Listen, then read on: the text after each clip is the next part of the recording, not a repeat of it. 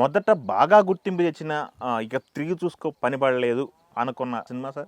3 continue. అంటే ఇప్పుడు ఏంటంటే సురేష్ అని అవకాశం ఇచ్చారు కానీ ఆ సినిమా స్టార్ట్ అయ్యి మధ్యలో కొద్దిగా బ్రేక్ అయింది. ఓకే. బ్రేక్ అది రిలీజ్ అవ్వడానికి కొద్దిగా లేట్ అయ్యింది. ఓకే. లేట్ అయ్యి అప్పుడు అంతా ఆర్థికంగా అంతా బాగా డౌన్ అయిపోయి బాగా ఇబ్బంది పడి మళ్ళీ ఇది జాబ్ కరెక్ట్ కాదు మళ్ళీ వెనక్కి వెళ్దాం అన్న స్థితికి వచ్చి తర్వాత మళ్ళీ ఇంకొక ఎంట్రీ పూరి జగన్నాథ్ గారు. ఏ సినిమా అంటే ఇది? ఇట్లు శ్రావణ సుబ్రహ్మణ్యం, ఈడియట్, అమ్మనాల తమిళమ్మాయి 3 సినిమాలు continue hit. Back to back హిట్లు. అది అందరి కెరీర్లు మార్చేసింది. పూరి గారి కెరీర్ ఒక లెవెల్కి వెళ్ళింది. రవితేజ గారు, తర్వాత మన మ్యూజిక్ డైరెక్టర్ చక్రి గారు, కెమెరామెన్ వాళ్ళంతా ఉన్నారు, శ్యామ్ గారు, వీళ్ళంతా టోటల్ మా లైఫ్ ని మార్చింది అనమాట. యూనిట్ మొత్తం మారిపోయింది. ఓకే. దాని తర్వాత నిలదొక్కున్నారు. అవకాశం రావడం ఒక ఎత్తు, సద్వినియోగం చేసుకోవడం ఒక ఎత్తు, దానికి పడే స్ట్రగుల్ ఉంటుంది. ఎందుకంటే మీ మీద కాన్ఫిడెన్స్ వస్తే తప్ప మీకు అవకాశాలు అన్నది ఎవరు అట్లాంటి సందర్భాల్లో ఏమన్నా ఎదుర్కొన్నారా? అంటే ఐ మీన్ ఆఫీసులకి వెళ్తే తర్వాత చూద్దాం లేకపోండి అని చెప్పేసి లోపల రానికుండా. ఎందుకంటే ఎదుర్కొన్నారని కాదు, ఎదుర్కొంటున్నావు అన్నమాట. ఎదుర్కోవాలి. ఎందుకంటే పెద్దగా చదువు లేదు, జనాలజీ లేదు. అవును. తెలుగు మాట్లాడడం ఇప్పుడు క్లారిటీగా వచ్చేది కదా. కమ్యూనికేషన్ స్కిల్స్ అంటారు కదా, మాట్లాడడం. అంటే ఇట్లు శ్రావణ సుబ్రహ్మణ్యం యూనిట్లకు ముందు కొద్ది బాగా తగలేవు.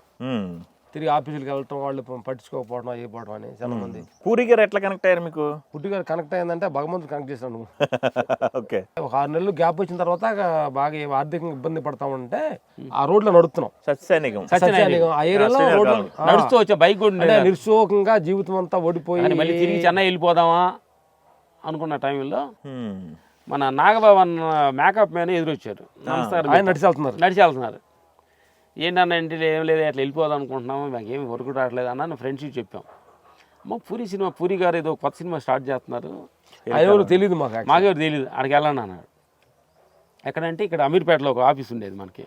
అక్కడ నేరు అక్కడికి వెళ్ళేటప్పుడు ఆయన ఆఫీస్ లేదు, కంప్యూటర్ ఏదో చూసుకుంటే ఏదో చూస్తున్నారు. లోపలికి వెళ్ళాం. సార్ మేము ఫైట్ మాస్ అవ్వాలనుకుంటున్నాం సార్, ఛాన్స్ ఇవ్వడం సార్ అన్న. మాకెళ్ళి డీటెయిల్స్ చూడాల, అలా కంప్యూటర్ అప్డేట్ చేసుకుంటే ఏదో చూస్తూ మన సినిమా చేతిలో పోయినా అన్నాడు. డౌట్, ఇది నిజంగా అన్నాడా జోక్ అన్నాడా డౌట్. సరే మీరు రవితేజ కలవండి అన్నాడు. అప్పుడు ఆయన ఇట్లు 7 బండి షూటింగ్ చేస్తా. రవి గారు ఒక చిన్న బండి వేసుకొని వచ్చాడు. 800 బండి కారు వేసుకొచ్చారు. ఎక్కడికి? ఫిల్మ్ నగర్ ఆఫీసు, మన శంకర్ మన ఎడిటింగ్ ఆఫీస్కి ఏదో ఉంది అక్కడ. అక్కడికి వెళ్తేప్పుడు ఎదురొచ్చారు. నమస్తే సార్ అన్నాం. ఎవరే పిల్లలు ఏం బాగున్నారు, ఎవరైనా సార్ ఇట్లా జగన్ గారు మిమ్మల్ని కలవమన్నారు సార్ అన్నాడు. సూపర్, ఇరగకూడదాం ఫండి అన్నాడు. ఇది నిజమన్నారు జోక్ అన్నారు, మాకు డౌట్లు. అట్లా వాళ్ళిద్దరు కాంబినేషన్లో ఇట్లు శ్రావణ సుబ్రహ్మణ్యం సినిమా పబ్లిక్ గార్డ్లో 1 డే ఫైట్ ఇచ్చారు. 1 డేనే అవకాశం లేదు అని అంటే 1 డేలో నేను ప్రూవ్ చేసుకున్నాను. ఓకే. అలాగా ఈడియట్ మంచి ఒక యాక్షన్స్కి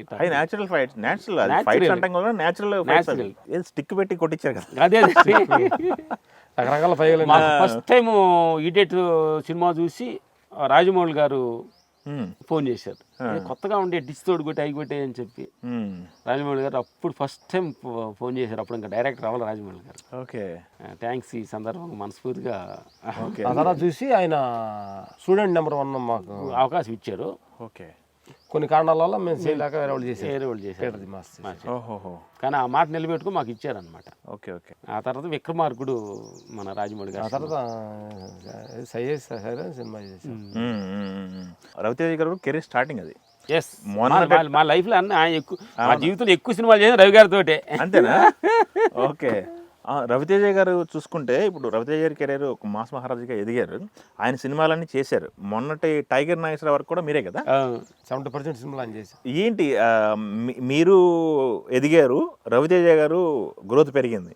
రవితేజ గారు పరిచయమైన రోజు ఎలా ఉన్నారు, ఇప్పుడు ఎలా ఉన్నారు, ఏంటి పరిస్థితి అసలు? రవితేజ గారి గురించి ఏం చెప్తారు? ఎనర్జీకి బాల్ అంటారు ఆయన్ని. ఎస్, ఎనర్జీ ఏం లేదు. ఆయన ఏంటంటే చాలా ఫ్రాంక్గా ఉంటాడు, ఓపెన్గా మాట్లాడతాడు. అది చాలా వర్కే. ఆయనకి రెండో ప్రపంచం తెలీదు. సినిమా. ఓకే. అలాంటి ఒక మనిషి. అందుకని కరెక్ట్గా ఆ సినిమాని లవ్ చేస్తున్నాడు. ఆ సినిమా అంటే ఆ సినిమాలో రావడానికి కోసం ఆయన ఎంత స్ట్రగుల్ పడ్డాడు, అదే స్ట్రగుల్ మేము పడ్డాం. అర్థమైందా? వచ్చినప్పుడు దాన్ని వేస్ట్ చేసుకోకుండా ఉండటమే అన్నమాట. అందుకని మా ఫ్రెండ్షిప్ ఇప్పుడు దాకా కూడా ఫ్రెండ్షిప్ గానే అప్పుడు ఎలా ఉన్నాం ఇప్పుడు అలాగానే ఎక్కువ పూసి రాసుకోవాలి లేకుండా. Yes, work is work, respect. అందుకే ఇప్పుడు కూడా ప్రజెంట్గా ఈగల్లో కూడా చేసాం, చిన్న ఫైట్ ఒకటి చేసి 2 ఫైట్లు చేసాం ఈగల్లోది. Okay, great. మంచి సినిమా అది, యాక్షన్ పేరు వచ్చింది, మంచి యాక్షన్ పేరు వచ్చింది.